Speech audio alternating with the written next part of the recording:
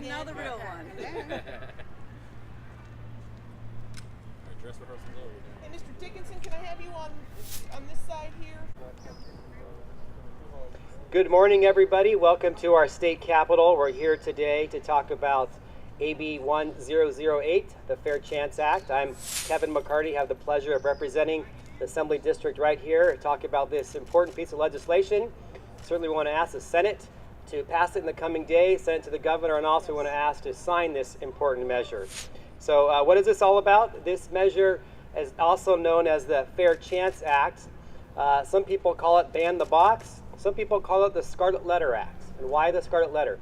Because unfortunately too many people are burdened with this Scarlet Letter and influencing their opportunities for fair employment, opportunities for redemption, and opportunities for our state to really take care of everybody. In California, we have 8 million individuals, 1 in 3 working adults who have an arrest or conviction record, and it's better for everybody, for the individuals and for our communities if these individuals are employed.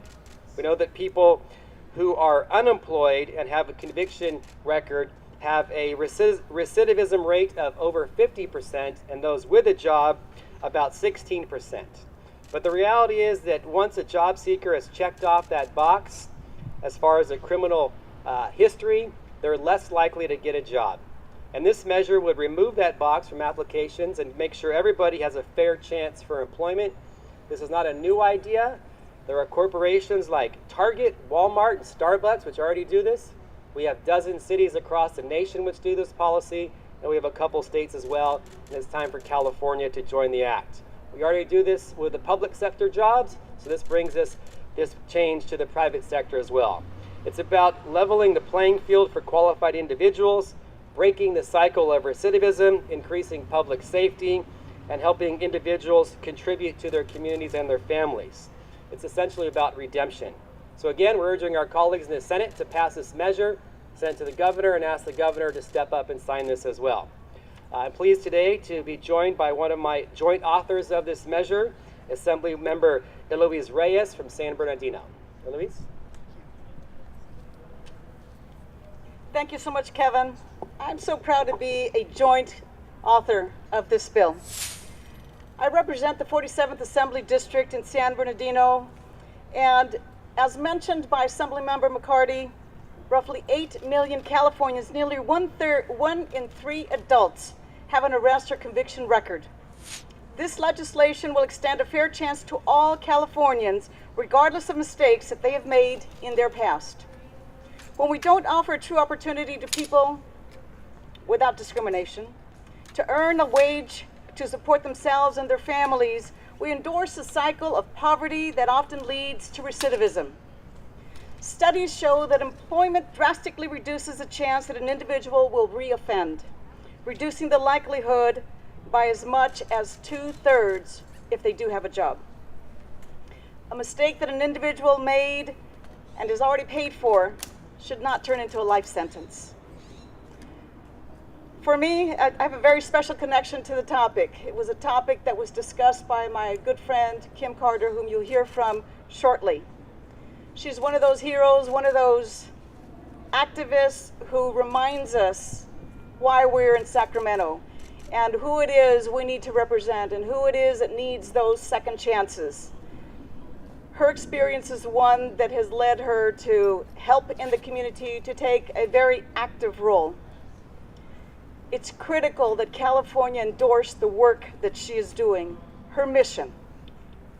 AB1008 offers an opportunity to help expand our economy, strengthen our communities, and offer a fair chance for all Californians. And it is because of that reason that I'm a proud joint author of AB1008.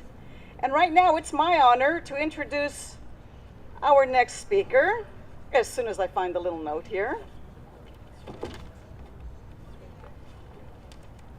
We have next Dorsey Nunn, Executive Director of Legal Services for Prisoners with Children and co-founder of All of Us or None. Ladies and gentlemen, Dorsey Nunn.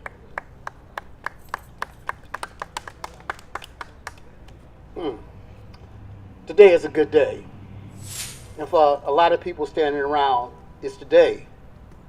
For me and all of us in Nunn, we've been marching to ban the box for 14 years. We done did 25 states.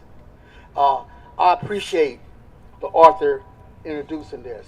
I appreciate a fair chance of not only getting a job. I appreciate a fair chance for the opportunity to feed my family. I appreciate a fair chance for opportunity to pay rent. I appreciate a fair chance for opportunity to pay taxes. I appreciate a greater chance that somebody locked in a prison cell will have a dream that they will have access to a change in their lives. So I appreciate this bill. I hope that people pass it, because we need to actually stop operating on fear and start operating on hope. We need to start looking for justice as opposed to looking for revenge. Something else got to happen here in this state, because we got thousands and thousands of people looking for an opportunity to integrate back into this society. And at a certain point, if you got nationally 2.3 million people locked up, you can't lock up that many people without locking up brilliance, without locking up genius. You got to actually think about something different that we're doing. And this opportunity is a great opportunity for us to step forward. And half of my homies got jobs, and we provide employment. So we know other people can do that. So I'd like to introduce the next speaker. And she's more than a CNN hero. She's a hero of mine. And I'd like to introduce you to Kim Carter. Well, I'm just glad to be here today, and I just want to say we're standing here in the great state of California. So, it wasn't enough that we did AB1009. It's not enough that we're leading the nation in California prison reform. It's not enough that we keep working on the outside but don't get to the crux of the problem. The real truth is that without a job, we have no hope. No hope to take care of our families, no hope to take care of our community. Like Dorsey said, there's brilliance, there's genius. I, for one, if I'm an entrepreneur and I can create jobs, and I created 15 jobs in my community, but if thousands of us can create 15 more, we're going to attack that unemployment. If more of us can contribute to the economic community that we live in, and we can help drive some of these conversations and start having more of our businesses, then we can start helping our families and our kids. We want to have access to child care. We don't want to be in the line for food stamps. We want to be on the line to create meals to feed other folks. We are people who can give. So I would say this right here. Without having another chance to get employment, you have no chance to be able to get fair and decent housing. Without having housing, you're going to be homeless on the streets with no job and no money. And then the government's going to say you're costing the taxpayer too much, because now you're going to be in those emergency rooms. You're going to be calling that fire department, and the police are going to be coming out to see about you with your failing health conditions, all because we didn't invest on the front end to make sure that folks coming home from prison have access to a job. And Father Boyle says, nothing stops a bullet like a job. Right? You and I both, we know we need employment for our families. It doesn't change because you've been in prison, you got back out. You still need to be having employment. Now, I understand that there are many of people who do contracted business with this fair government of ours. There are lots of employers who benefit off of our taxpayer dollars. So here we are today. We, the people of the United States, state of California, hereby declare that our tax dollars must be recycled back into our community, and therefore our folks must get access to jobs. So for all these employers who's using our taxpayer dollars, get in line with this fair state of California who's already banned the box and step into the plate as well. Thank you. At this time, I'm going to go ahead and introduce the next one, Victor Malin.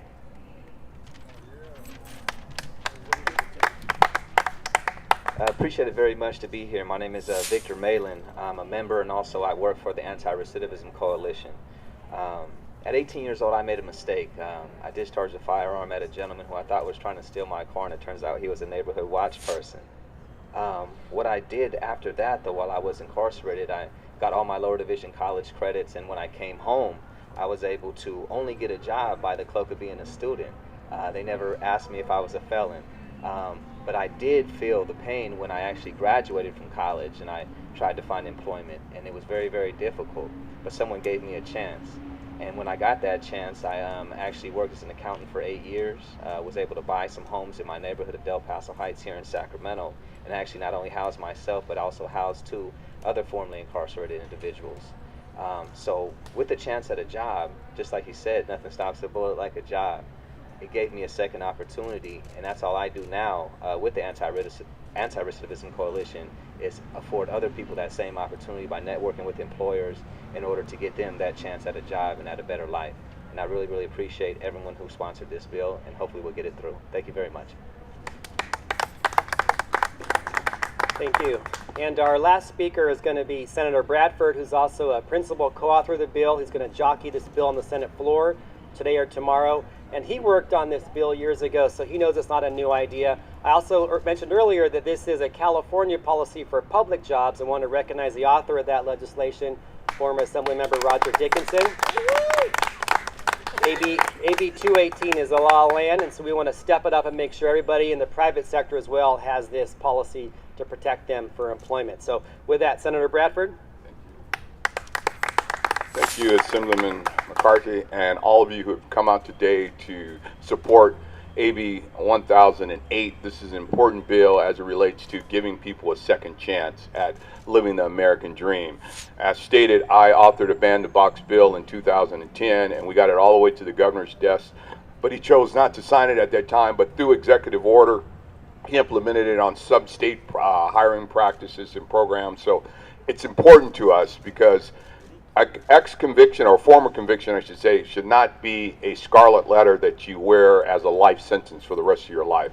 It impedes your ability to get housing, student loans, you name it, employment. So I'm honored to stand here with Mr. McCarty and Assemblywoman Reyes in supporting this measure that will provide opportunities for all men and women throughout the state of California who might have run afoul of the law.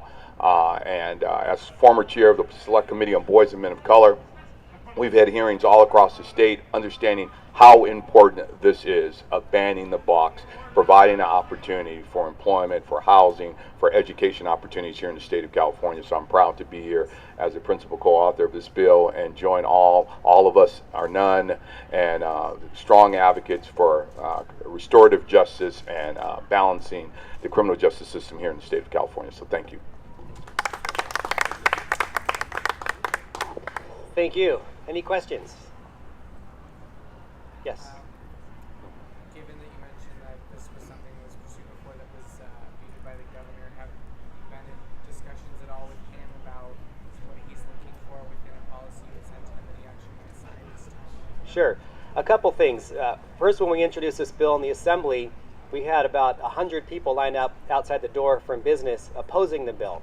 And we worked diligently to remove about 99% of our opposition without gutting the intent and the progressiveness of this policy. So we're certainly pleased that we don't have as much pushback on that, knowing that this would be a solid policy here in California.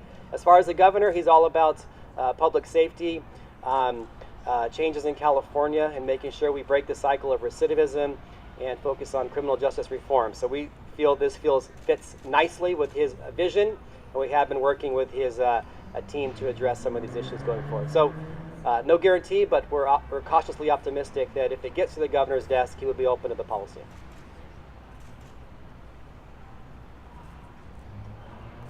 Okay, thank you very much.